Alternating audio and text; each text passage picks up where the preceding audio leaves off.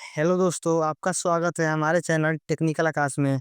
दोस्तों, इस वीडियो में हम सीखने वाले हैं, आप घर बैठे अपने मोबाइल से अपना चरित्र प्रमाण पत्र यानी कैरेक्टर सर्टिफिकेट कैसे बना सकते हैं।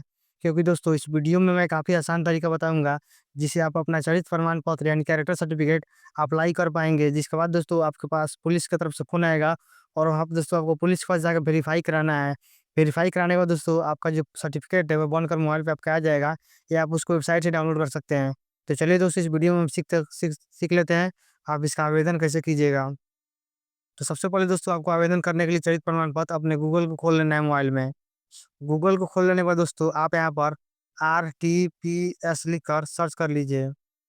सर्च करते ही दोस्तों थोड़ी ही देर में बिहार गवर्नमेंट का service online dot Bihar dot G O V dot in का ऑफिशियल वेबसाइट खुल कर आएगा, जहाँ आप दोस्तों साफ-साफ अक्षरों में आपको यहाँ पर RTPS लिखा हुआ होगा। सिंपली दोस्तों आपको इस फॉलो नंबर वेबसाइट पर क्लिक कर देना है। क्लिक करते ही दोस्तों थोड़ी ही देर में वेबसाइट कुछ इस तरह से खुल जाएगा। खुलते ही दोस्तों ये वेबसाइट पर सबसे ऊपर नीतीश कुमार का फ़ोटो दिख रहा होगा, जो कि हमारे बिहार के मुख्यमंत्री भी हैं। सिंपली दोस्तों इसमें आपको थोड़ा-सा स्क्रॉल डाउन कर लेना है। स्क्रॉल डाउन कर लेने के बाद दोस्तों आपको यहाँ पर एक लोक सेवाओं का अधिकार का एक ऑप्शन दिख रहा होगा। सिंपली दोस्तों इसमें 4 नंबर पर गृह विभाग का एक ऑप्शन दिख रहा होगा। सिंपली आपको इस पर क्लिक कर देना है। क्लिक करते ही आपको एक आचरण प्रमाण पत्र के लिए आवेदन का ऑप्शन दिख रहा होगा। इस पर आपको क्लिक कर देना है। दोस्तों इस वीडियो में ध्यान से देखिएगा, क्योंकि दोस्तों अगर आप एक भी गलती करते हैं तो आपको फॉर्म रिजेक्ट भी हो सकता है। चलिए इस पर हम क्लिक कर देते हैं। क्लिक करते ही थोड़ी ही देर में आचरण प्रमाण पत्र का फॉर्म खुल कर आएगा। जैसा कि आप देख सकते हैं सर्वर थोड़ा स्लो काम कर रहा है। अब आप देख रहे हैं जो आचरण प्रमाण पत्र का आवेदन का फॉर्म है, ये खुल कर आ गया है। अब दोस्तों हम समझ लेते हैं इसको भरना कैसे है। तो चलिए दोस्तों सबसे पहले हम थोड़ा-सा स्क्रॉल डाउन कर लेते हैं। यहाँ पे जो लिखा हुआ है प्रमाण पत्र का प्रारूप भाषण, इसको ऐसे ही हिंदी में छोड़ देना है, इसमें छेड़खानी नहीं करना है। उसके बाद अगला जो ऑप्शन है वो है लिंग जेंडर। यहाँ पे दोस्तों अगर आप लड़का है तो पुरुष पे क्लिक कर दीजिए, अगर लड़की है तो फीमेल पर क्लिक कर दीजिए। उसके बाद आपको यहाँ पर अभिवादन का एक ऑप्शन दिख रहा होगा। सिंपली दोस्तों आपको इस पर क्लिक कर देना है। क्लिक करते ही दोस्तों आप देख सकते हैं इसको ऐसे ही छोड़ देना है। अगर आप लड़का है तो अभी आप सीट लगा सकते हैं, लेकिन हम इसको ऐसे ही छोड़ देते हैं। अब दोस्तों अगला जो ऑप्शन है वो है नेम ऑफ एप्लीकेंट। यहाँ पर दोस्तों आपको अपना आधार कार्ड के हिसाब से इंग्लिश में नाम लिख देना है यहाँ पर। मान लीजिए आपका नाम आधार कार्ड पे राहुल कुमार लिखा है, तो सिंपली आपको यहाँ पर राहुल कुमार लिख देना है। उसके बाद यहाँ पर अपने नाम को हिंदी में लिख देना है आधार कार्ड से मैच करके। यहाँ पे जो भी डिटेल्स आपको भरना है वो आधार कार्ड के हिसाब से ही भरना है, अपने हिसाब से नहीं भरना है, या कोई भी स्पेलिंग का मिस्टेक नहीं करना है। तो यहाँ पर अपना इंग्लिश में नाम फिर हिंदी में नाम। अब प्रोसेस को डन कर लेते हैं। अगला जो ऑप्शन है दोस्तों वो है नेम ऑफ फादर। यहाँ पर दोस्तों अपने पिताजी का नाम इंग्लिश में और फिर यहाँ पर पिता का नाम लिखा है यानी हिंदी में, यहाँ पर आपको अपने पिताजी का नाम लिख देना है। यहाँ पर इंग्लिश, यहाँ पर हिंदी। ये अभी दोस्तों आपको आधार कार्ड के हिसाब से लिखना है। आपके पिताजी का नाम आपके आधार कार्ड के पीछे लिखा हुआ होगा, उससे मैच करके आपको यहाँ पर लिख देना है। अगला जो ऑप्शन है दोस्तों वो है नेम ऑफ मदर। यहाँ पर अपने माता जी का नाम इंग्लिश में लिख देना है और यहाँ पर अपने हिंदी में माता जी का नाम लिख देना है। तो चलिए दोस्तों इतना तो हम समझ लिए लोग, अब थोड़ा सा और स्क्रॉल डाउन कर लेते हैं लोग। उसके बाद अगला जो ऑप्शन है नेम ऑफ हस्बैंड। अब यहाँ पर हम समझ लेते हैं ये ऑप्शन किसके लिए है। अगर किसी लड़की का शादी हो चुका है और उसके आधार कार्ड पे उसका पति का नाम लिखा हुआ है, तब यहाँ पर वो लड़की अपने पति का नाम भी यहाँ पर लिख सकती है इंग्लिश में, और फिर यहाँ पर हिंदी में नाम को लिख देना है। अगला जो दोस्तों ऑप्शन है वो है आपको आवेदक का मोबाइल संख्या। यहाँ पर आपको एक मोबाइल नंबर लिख देना है जो कि अभी आपके पास में है, यानी जिस मोबाइल से आप आवेदन भर रहे हैं उस मोबाइल में जो सिम है उसका नंबर लिख देना है, क्योंकि दोस्तों तुरंत ही ओटीपी गिरता है मोबाइल नंबर लिखने के बाद। जैसे ही आप मोबाइल नंबर लिखिएगा ऑटोमेटिक ओटीपी आएगा, ओटीपी को वेरीफाई करना पड़ेगा। उसके बाद दोस्तों अगला जो ऑप्शन है वो है आवेदक का ईमेल। यहाँ पर आपको अपना ईमेल आईडी लिख देना है, ये ऑप्शनल है, आप चाहें तो लिख भी सकते हैं, नहीं भी लिख सकते हैं। बेहतर रहेगा कि आप यहाँ पर लिख दें, ताकि आपको इन्फॉर्मेशन मिलती रहे आपका जो यह सर्टिफिकेट है बना या नहीं बना है चलित प्रमाण पत्र। अब चलिए दोस्तों इतना तो हमने डिटेल्स भर लिया है। अब अगला जो दोस्तों डिटेल्स हुआ है रेसिडेंटल एड्रेस, यानी आपको अपना आप एड्रेस बताना है, पता बताना है। सबसे पहले दोस्तों ये बिहार सेलेक्ट ही रहेगा ऑटोमेटिक, क्योंकि बिहार से आप अप्लाई कर रहे हैं। अगला जो दोस्तों यहाँ पर आपको ऑप्शन दिख रहा होगा, यह है जिला का। सिंपली दोस्तों आपको यहाँ पर अपने जिला को सेलेक्ट कर लेना है। यहाँ पर दोस्तों क्लिक करते ही दोस्तों बिहार में 38 जिले हैं, 38 जिले का नाम आ गया होगा। सिंपली आप जिस जिला में रहते हैं उस जिला को सिलेक्ट कर लीजिए। चलिए मैं कोई भी एक जिला सेलेक्ट कर लेता हूँ। जिला सेलेक्ट करने के बाद दोस्तों आपको यहाँ पर अनुमंडल का एक ऑप्शन दिख रहा होगा। सिंपली दोस्तों इस पर क्लिक करके आपको अपना अनुमंडल सेलेक्ट कर लेना है। आपके जिले में जितने भी अनुमंडल होंगे, वो क्लिक करते ही आपका आँखों के सामने चला आएँगे। जैसे पूर्वी चंपारण में 6 अनुमंडल है, आप जिस अनुमंडल में आते हैं उस पर आप क्लिक कर दीजिए। उसके बाद अगला जो ऑप्शन है वो है ब्लॉक का, सिंपली इस पर हम क्लिक कर देते हैं। अब आपका अनुमंडल में जितने भी ब्लॉक होंगे वो सभी आ गए होंगे। अब दोस्तों आप जिस ब्लॉक में मतलब कि रहते हैं, आपका जो ब्लॉक पड़ता है, उस पर आपको क्लिक कर देना है। तो चलिए मैं कोई एक ब्लॉक पर क्लिक कर देता हूँ। ब्लॉक पर क्लिक करने के बाद दोस्तों आपको अगला जो ऑप्शन हुआ है अपने गाँव का नाम लिख देना है।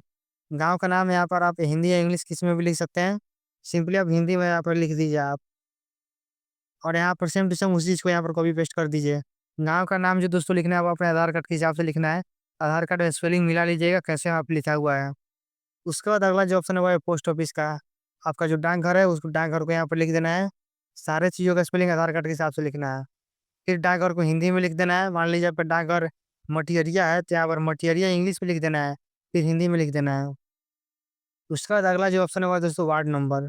यहाँ पर आपको अपने वार्ड नंबर लिख देना है। अगर आप गाँव में रहते होंगे तो आपका वार्ड नंबर होता होगा, शहर में रहते होंगे तभी आपका वार्ड नंबर होता होगा। सिंपली आपको यहाँ पर अपना वार्ड नंबर लिख देना है। उसके बाद आपको यहाँ पर पिन कोड लिख देना है जो कि आपका आधार कार्ड के पीछे वाला बैक साइड पे लिखा हुआ होगा। अब दोस्तों अगला जो ऑप्शन है वो है स्थानीय निकाय का प्रकार। अब दोस्तों अगर आप शहर में रहते होंगे तब तो आप ग्राम पंचायत आता होगा। ग्राम मतलब गाँव में रहते होंगे तो ग्राम पंचायत आता होगा। शहर में रहते होंगे तो नगर निगम आता होगा। अपने हिसाब से आप सेलेक्ट कर लीजिए, तो मैं ग्राम पंचायत को सेलेक्ट कर लेता हूँ। ग्राम पंचायत पर सेलेक्ट करते ही दोस्तों आपको यहाँ पर ऑटोमेटिकली एक ग्राम पंचायत का ऑप्शन आ जाएगा। सिंपली आपको इस पर क्लिक कर देना है। आपके ब्लॉक में जितना भी ग्राम पंचायत होगा वो सभी खुल कर आ जाएगा। अब दोस्तों आप अपने ग्राम पंचायत को यहाँ पर क्लिक कर दीजिए। ग्राम पंचायत पर क्लिक करने के बाद दोस्तों आपको यहाँ पर एक वर्तमान पता का एक ऑप्शन दिख रहा होगा। सिंपली दोस्तों इसमें कुछ नहीं करना है। यहाँ पर एक टिक का ऑप्शन, टिक का बॉक्स दिख रहा होगा। सिंपली इस टिक वाले बॉक्स पर क्लिक कर देना है। क्लिक करते ही दोस्तों अगर आपने डिटेल सारा भरा होगा तो ऑटोमेटिक अपने आप भर जाएगा। चलिए दोस्तों मैं थोड़ा सा स्क्रॉल डाउन कर लेता हूँ। स्क्रॉल डाउन कर लेता हूँ। ये सब चीज़ें ऑटोमेटिक भरा जाएंगी। अगला जो दोस्तों ऑप्शन है आपको आवेदक का फोटो। और समझ लेना है फोटो कैसे अपलोड करना है। फोटो जो होना चाहिए दोस्तों वो 50 केबी के नीचे का होना चाहिए। बैकग्राउंड जो होना चाहिए किसी एक कलर का होना चाहिए, या व्हाइट हो या ग्रीन हो या कोई भी कलर हो, लेकिन एक कलर का होना चाहिए। फोटो के ऊपर सिग्नेचर होना चाहिए। इन 3 चीज़ों का आपको ध्यान देना है, तभी आप इसको अपलोड करें, नहीं तो फॉर्म रिजेक्ट भी हो सकता है। उसके बाद दोस्तों अगला जो ऑप्शन है वो है पेशा प्रोफेशन का, यानी आप काम क्या करते हैं। तो सिंपली दोस्तों इस पर क्लिक कर देना है। क्लिक करते ही दोस्तों आपको बहुत सारे ऑप्शन दिख रहे होंगे। छात्र का, सरकारी सेवा का, निजी सेवा का, व्यापार का, किसान का, गृहिणी का, अन्य अदर्स का। अब दोस्तों अगर आप छात्र हैं तो छात्र पर क्लिक कर दीजिए। गवर्नमेंट जॉब करते हैं तो गवर्नमेंट जॉब पर क्लिक कर दीजिए। प्राइवेट सर्विस करते हैं तो प्राइवेट सर्विस पर क्लिक कर दीजिए। यानी जो भी आप काम करते हैं सिंपली इस पर क्लिक कर देना है। तो चलिए मैं स्टूडेंट पर क्लिक कर देता हूँ। अब दोस्तों यहाँ तक तो आप फार्म भर लिए हैं। अब दोस्तों यहाँ पर पूछा जा रहा है आवेदन का उद्देश्य, आप फार्म भर किस लिए रहे हैं। अब यहाँ पर ठीक से समझ लेना है दोस्तों, क्योंकि इसमें कोई भी गलती नहीं होना चाहिए। अगर आप पासपोर्ट बनवाने के लिए फार्म अप्लाई कर रहे हैं तो यहाँ पर पासपोर्ट पर टिक कर देना है। अगर आर्म लाइसेंस के लिए यानी बंदूक वंदूक के लिए या किसी चीज़ के लिए अप्लाई कर रहे हैं तो यहाँ पर क्लिक कर देना है। और दोस्तों अगला जो ऑप्शन है वह सार्वजनिक उपक्रमों से संबंधित विभिन्न प्रकार का लाइसेंस, किसी गैस एजेंसी खोलना चाहते हैं या कोई पेट्रोल पंप खोलना चाहते हैं, उसके लिए चलित प्रमाण पत्र बनवा रहे हैं तो इस पर क्लिक कर दीजिए। अगला जो दोस्तों ऑप्शन हुआ है और आप कॉन्ट्रैक्ट के लिए बनवा रहे हैं, यानी कॉन्ट्रैक्ट पे आप काम करते हैं, इस पर क्लिक कर दीजिए। या किसी बैंक से जुड़े काम के लिए आप अपना चरित्र प्रमाण पत्र बनवा रहे हैं लोन वोन लेने के लिए, तो आप इस पर क्लिक कर दीजिए। और सरकारी सेवा में आप चाहते हैं कि नौकरी वोकरी के लिए बनवा रहे हैं चरित्र प्रमाण पत्र, तो इस पर क्लिक कर दीजिए।